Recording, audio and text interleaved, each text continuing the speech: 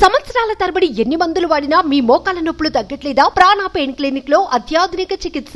Welcome to our channel. నేను మీ నవీన్. ప్రస్తుతం మనతో సీనియర్ జర్నలిస్ట్ విజయ్ గారు ఉన్నారు. హాయ్ సార్, నమస్తే అండి. నమస్తే నవీన్. ఏం సార్, ఏపీ ప్రజలకు ముఖ్యంగా వాహనదారులకు మంచి రోజులు వచ్చాయన్నట్లుగా కనపడతా ఉంది. ఎందుకంటే మంత్రిగా బీసీ జనార్దన్ రెడ్డి గారు ప్రమాణ స్వీకారం చేసిన తర్వాత మొదటి సంతకము రోడ్ల మరమ్మతుల పైన పెట్టారు. దాదాపుగా 2000 కోట్లకు పైచినుకు ఈ మరమ్మతులు చేయాలి అని చెప్పేసి చెప్తా ఉన్నారు. అంటే నిధులు కూడా కేటాయించారు.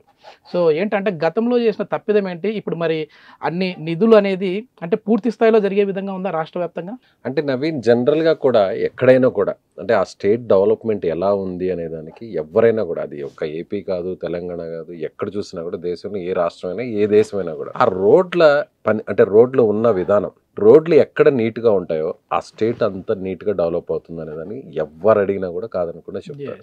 అంటే గతంలో చూస్తే 94-99 టైంలో అనుకుంటాను దాదాపుగా 6 లైన్ చేశారు. స్వర్ణ చతుర్భుజి అని చెప్పి అప్పుడు ఎన్డీఏ గవర్నమెంట్లో ఇదే ఉన్నటువంటి ఈ గవర్నమెంటే గతంలో దేశవ్యాప్తంగా కూడా మొత్తం అంతా కూడా ఒక బయట విదేశాలకు సంబంధించినటువంటి టెక్నాలజీని ఇక్కడ తీసుకురావడం జరిగింది. దాదాపుగా మలేషియాలో ఉన్నటువంటి రోడ్స్ ఎలా ఉన్నాయో అలాంటి రోడ్స్ని మొత్తం ఇండియా మొత్తం వేయడం జరిగింది. సో అప్పుడు మనం చూసాం అదే రోడ్స్ ఇప్పటికీ కూడా 6 లైన్ 4 లైన్ రోడ్స్ అన్ని కూడా దాదాపుగా జాతీయ రహదారులు అంతా కూడా. అయితే గత ప్రభుత్వంలో చూస్తే మాత్రం 2014-19 అంటే టీడీపీ హయాంలో అదే స్థాయిలో రోడ్స్ మీద కొంత ఖర్చు పెట్టారు. ఆ తర్వాత 19లో వైసీపీ ప్రభుత్వం వచ్చినటువంటి విషయం తెలిసింది. సో ప్రత్యేకంగా మనం చెప్పుకోవాల్సిన అవసరం లేదు. రోడ్స్ మీద కనీసం ఎక్కడా కూడా అనుకున్న స్థాయిలో నిధులు వెచ్చించలేదు, ఖర్చు పెట్టలేదు.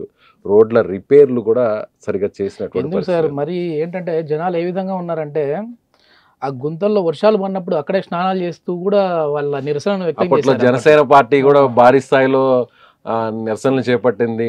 జనసేన పార్టీకి సంబంధించినటువంటి నాయకులు కార్యకర్తలందరూ కూడా రోడ్ల మీదకి వచ్చారు. ఆ రోడ్లలోనే నేరుగా దిగి వాళ్ళే కొంతమంది అయితే స్వయంగా అక్కడ కొంత ఇసుకను అలాగే కొంత కంకర కాంక్రీట్ తీసుకొచ్చి కొంతమంది వేయడం, అంటే వినూత్నంగా నిరసనలు చేపట్టినటువంటి దృశ్యాలన్నీ కూడా గతంలో మనం చూసాం. అయితే ప్రభుత్వం ఏం చేసిందంటే గత ప్రభుత్వం ఎక్కువగా డెవలప్మెంట్ కంటే కూడా మెయిన్ బేసిక్ నీడ్స్, మౌలిక సదుపాయాలు ఉండాలి ఎక్కడైనా కూడా, ఏ స్టేట్లో అయినా కూడా, ఎక్కడ ఏ జిల్లాలో అయినా ఏ ప్రాంతంలో అయినా. కానీ బేసిక్ నీడ్లో మెయిన్ ఉన్నటువంటి మౌలిక సదుపాయాల్లో ప్రభుత్వం కల్పించాల్సిన వాటిల్లో రోడ్స్, ఆ రోడ్స్ విషయాన్ని అంతా పూర్తిగా పక్కన పెట్టేశారు. ఆ నిధుల్ని వేరే వాటికి ఉపయోగించారు. అంటే వాటిలోకి మనం ఇప్పుడు వెళ్లాల్సిన అవసరం లేదు. ప్రస్తుతానికి అయితే మాత్రం టీడీపీ గవర్నమెంట్ మళ్ళీ తిరిగి రావడం, ఎన్డీఏ గవర్నమెంట్ రావడం. చెప్పే దాని ప్రకారం ఏంటంటే సార్, గతంలో వచ్చేసి 1900 కోట్లకు పైగానే నిధులు వస్తే, సో దాంట్లో వీళ్ళు కనీసం సగం కూడా 19,000కు పైగా నిధులు వస్తాయి, కోట్లకు పైగా నిధులు వస్తే సగం కూడా వెచ్చించలేదంటా ఉన్నారు. అంటే ఇక్కడ మనం కంపారిజన్ కూడా ఒకసారి చూస్తేనే 2014-19లో ఇదే రోడ్లకు సంబంధించి అంటే రోడ్ల నిర్మాణానికి R&B శాఖకు సంబంధించి దాదాపుగా 14,970 కోట్లు అప్పటి ప్రభుత్వం కేటాయించింది. 2014 నుంచి 19 వరకు 5 ఏళ్ల కాలంలో. ఇందులో దాదాపుగా 80% నిధులను ఉపయోగించినటువంటి పరిస్థితి. అంటే దాదాపుగా 12,000 పైచిల కోట్లను ఉపయోగించారు. అదే వైసీపీ ప్రభుత్వంలో చూస్తే 2019-24 మధ్యన ఈ 5 ఏళ్ల కాలంలో దాదాపుగా నిధులైతే 19,428 కోట్లు నిధులు అవసరం, దానికి తగ్గట్టుగానే రిలీజ్ చేశారు. అయితే అందులో కేవలం 46% మాత్రమే ఉపయోగించినటువంటి పరిస్థితి. అంటే అక్కడ 80% అప్పటి ప్రభుత్వం వాడింది, దాదాపుగా కేవలం 46% మాత్రమే, అంటే 9,000 కోట్ల రూపాయలు మాత్రమే రోడ్ల ఏర్పాటుకు వినియోగించినటువంటి పరిస్థితి. అయితే ఇప్పుడు ప్రభుత్వం ఇమీడియట్గా రావడం, కూటమి ప్రభుత్వం రావడం, రోడ్లన్నింటినీ ఇమీడియట్గా రిపేర్ చేయడం అనే దాని మీద ఎక్కువ కాన్సన్ట్రేట్ చేసింది. అందులో R&B మినిస్టర్గా ఛార్జ్ తీసుకున్న వెంటనే బీసీ జనార్దన్ రెడ్డి గారు ఆయన నేరుగా ఫస్ట్ ఇమీడియట్గా ఏదైతే 9,080 కిలోమీటర్ల రిపేర్లు, రోడ్లు రిపేర్లు చేయాల్సినటువంటి అవసరం ఉన్నట్టుగా అధికారులందరూ కూడా అంచనా ఇచ్చారు. ఎస్, ఆయన కర్నూలు జిల్లా, నంద్యాల జిల్లా నుంచి ఆయన మొదలు పెట్టారు. కర్నూలుకి దాదాపుగా 284 కోట్ల అవసరం అని చెప్పి అక్కడ ఉన్నటువంటి అధికారులు కూడా నివేదికలు ఇచ్చారు. అదేవిధంగా రాష్ట్ర వ్యాప్తంగా కూడా చూస్తే, ఏపీ మొత్తం కూడా చూస్తే ఇమ్మీడియట్గా అంటే ఉన్నటువంటి దెబ్బతిన్న రోడ్లను ప్యాచ్ వర్క్స్ కావచ్చు, రిపేర్ చేయడం కావచ్చు, వీటన్నిటికీ దాదాపుగా 2,153 కోట్ల అవసరం అని నివేదికలు ఇచ్చారు. తొలి సంతకాన్ని R&B మినిస్టర్ ఇమీడియట్ గా రోడ్స్ ని రిపేర్ చేయడం కోసం ఆయన ఆ ఫైల్ మీదే సంతకం చేశారు. సెకండ్ ఫైల్ మీద ఆయన చేసినటువంటి సంతకం చూస్తే ప్రకాశం జిల్లాలో అనుకుంటాను, అక్కడ ఒక ఇంకల్లు కడవ కుదురు అనేటువంటి ప్రాంతం మధ్య ఒక బ్రిడ్జ్ నిర్మాణం ఉంది. అది చాలా రోజుల నుంచి పెండింగ్ లో ఉంది. ఆ బ్రిడ్జ్ కానీ పూర్తయితే అక్కడ ఉన్నటువంటి రాకపోకలు, వాహన రాకపోకలకి చాలా సులువు అవుతుంది ఆ మార్గం అంతా కూడా. సో సెకండ్ ఫైల్ మీద ఆయన దాన్ని సంతకం చేశారు. ఒక రకంగా చెప్పాలంటే ప్రభుత్వం ఏదైనా కూడా మౌలిక సదుపాయాల మీద ప్రధానంగా దృష్టి సారిస్తే, రోడ్లు సక్రమంగా ఉంటే ఆ ప్రాంతం డెవలప్ అవుతుంది, ఆ ఏరియా డెవలప్ అవుతుంది. గ్రౌండ్ లెవెల్కి వెళ్ళినప్పుడు సార్ ప్రజలు చెప్పే మాట కూడా అదే. అంటే వాహనదారులు అంటే కేవలం అదే ఆటో డ్రైవర్లు లేదంటే బైక్ నడిపే వాళ్ళు కాదు, అందులో ప్రయాణించే ప్రయాణికులు కూడా ఉంటారు. సో ప్రజలందరూ కూడా ఇబ్బంది పడ్డారు. ట్రాన్స్పోర్టేషన్ అనేది చాలా ముఖ్యం, చాలా కీలకం. మామూలుగా ఇప్పుడు బయటకు సంబంధించినటువంటి కొన్ని కంపెనీలు, పెట్టుబడిదారులు, పరిశ్రమలు ఇవన్నీ రావాలంటే వాళ్ళకి బేసిక్గా ఏం చూస్తారు ఎవరైనా కూడా? మౌలిక సదుపాయాలు.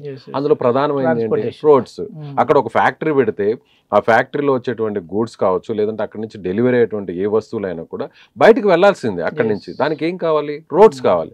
అవి సక్రమంగా లేనప్పుడు ఏ పెట్టుబడిదారుడైనా రాడు, ఏ కంపెనీ అయినా కూడా రాదు. సో అందుకే నాకు తెలిసి ఇప్పుడు కూటమి ప్రభుత్వం ప్రధానంగా ఫస్ట్ ఇమీడియట్ గా రోడ్స్ మీద కాన్సన్ట్రేషన్ చేసి, ఏదైతే గతంలో మైనస్ గా జరిగిందో అది ప్లస్ గా చేయాలని చూస్తా ఉందా ఈ ప్రభుత్వం? ఖచ్చితంగా. అంటే ఇప్పటికిప్పుడు కొత్త రోడ్లు వేయకపోయినా కూడా ఇప్పుడున్నటువంటి ఖజానా లోటుని బట్టి చూస్తే మనకి బడ్జెట్ కూడా అనుకున్న స్థాయిలో లేదు, నిధులు కూడా లేనటువంటి పరిస్థితి. ఇప్పుడున్నటువంటి పరిస్థితుల్లో దెబ్బతిన్న రోడ్లని మరమ్మతులు చేయడానికి ప్రధానంగా కూటమి ప్రభుత్వం దృష్టి సారించింది. అందులో భాగంగా R&B మినిస్టర్ ఆయన ఫస్ట్ ఇమీడియట్ గా ఛార్జ్ తీసుకున్న వెంటనే ఈ రిపేర్స్ కి అవసరమైనటువంటి ఫండ్స్ ను కూడా రిలీజ్ చేశారు. ఇది మొత్తం రాష్ట్ర వ్యాప్తంగా చూస్తే ఎన్ని కిలోమీటర్లు అంటే 9,000 కిలోమీటర్లు పైచినికా అండి? అంటే మొత్తం 25 జిల్లాలు, దాదాపుగా 13 ఉమ్మడి జిల్లాలు కానీ పరిశీలించినట్లయితే ప్రధానంగా ఏదైతే రాష్ట్ర రహదారులు, జిల్లా రహదారులు ఉన్నాయో ముఖ్యమైనటువంటి రోడ్స్, అంటే కనెక్టివిటీ ఎక్కువగా ఉన్నటువంటి రోడ్స్, వాటిని మొత్తం అధికారులు ప్రతిపాదనలు సిద్ధం చేశారు. కొన్ని చోట్ల దాదాపుగా కొన్ని మీటర్లు దెబ్బతిన్న పరిస్థితులు ఉంటాయి, కొన్ని చోట్ల పూర్తిగా దెబ్బతిన్నవి ఉంటాయి. ఇమీడియట్ గా అంటే 9,000 చిలుకు కిలోమీటర్లకు సంబంధించిన రోడ్స్ ని మరమ్మతులు చేయాలని చెప్తే అందులో దాదాపుగా 8,160 కిలోమీటర్లు ఇమీడియట్ గా రిపేర్ చేయాలి. ఇమీడియట్ కొన్ని రోజుల వ్యాధి అంతే యుద్ధ ప్రాతిపదికనే చేయాలనేది అక్కడ అధికారులు ఇచ్చినటువంటి సమాచారం. దానికి ఓకే చేస్తూ మంత్రి కూడా ఆయన నిధులను కూడా రిలీజ్ చేయడం జరిగింది. సో కొన్ని రోజుల్లోనే మళ్ళీ ఏపీలో ఒక మనం ఊహించినటువంటి అంత పెద్ద విశాలమైన రోడ్లు కాకపోయినా ప్రస్తుతం ఉన్నటువంటి రోడ్లకు రిపేర్ అయితే జరుగుతుంది. ఇబ్బంది లేకుండా వాహనదారులు వెళ్ళొచ్చు, కొంతవరకు అయితే ప్రశాంతంగా వెళ్ళొచ్చు అనే చెప్పాలి.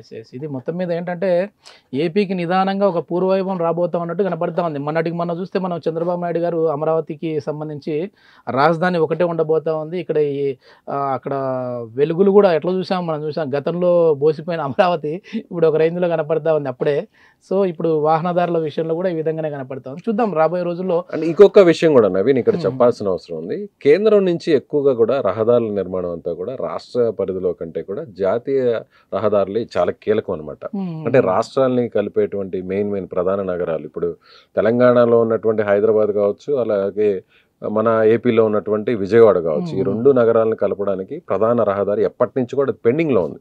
4 లైన్ ని 6 లైన్ చేసేటువంటి పరిస్థితి ఉండేది. కానీ అక్కడ ఉన్నటువంటి కొన్ని ఇబ్బందుల వల్ల ఆ 6 లైన్ జరగకుండా ఆగిపోయినటువంటి పరిస్థితి. అయితే ఇప్పుడు ఏం చేసిందంటే NHAI మాత్రం ముందుకు వచ్చి ఏదైతే మీకు నష్టం జరిగింది, జీవమార్ సంస్థ గతంలో తీసుకున్నటువంటి పరిస్థితి ఈ నిర్మాణాన్ని, ఇప్పుడు వాళ్ళు ఏం చెప్పారంటే ఎప్పుడైతే రాష్ట్ర విభజన జరిగిన తర్వాత మేము నష్టం ఎక్కువైంది, మాకు ఆ నష్టాన్ని పూరించాలంటూ కూడా వారు గతంలో విజ్ఞప్తి చేశారు. ఇప్పటి వరకు పట్టించుకున్నటువంటి అధికారులు లేదంటే NHAI కావచ్చు, కేంద్రం కావచ్చు, ఆ నష్టాన్ని మేము పూరిస్తామంటూ కూడా ముందుకు వచ్చింది. సో ఇక విజయవాడ హైదరాబాద్కి సంబంధించినటువంటి హైవే లైన్ ఏదైతే ఉందో అది 6 లైన్ త్వరలోనే కాబోతుంది. మరొక వైపు కూడా ఇప్పుడు కీలకమైనటువంటి స్థానంలో ఉన్నాం మనం. ఎన్డీఏలో మనం అడిగితే ఏదైనా చేయడానికి ఇచ్చేటువంటి స్థితిలో వారున్నారు, అడిగే పొజిషన్లో కూడా మనం ఉన్నాం ఇప్పుడున్నటువంటి అవసరాల దృష్ట్యా. సో ఖచ్చితంగా ప్రమాణ స్వీకారానికి కూడా ఆ రోజు కూటమి ప్రమాణ స్వీకారానికి సీఎం చంద్రబాబు గారు కావచ్చు, పవన్ కళ్యాణ్, అలాగే మంత్రులు వీరందరూ కూడా ప్రమాణ స్వీకారానికి స్వయంగా మోడీతో పాటుగా నితిన్ గడ్కరీ గారు కూడా వచ్చారు. సో ఆయనే R&Bకి సంబంధించినటువంటి యూనియన్ మినిస్టర్.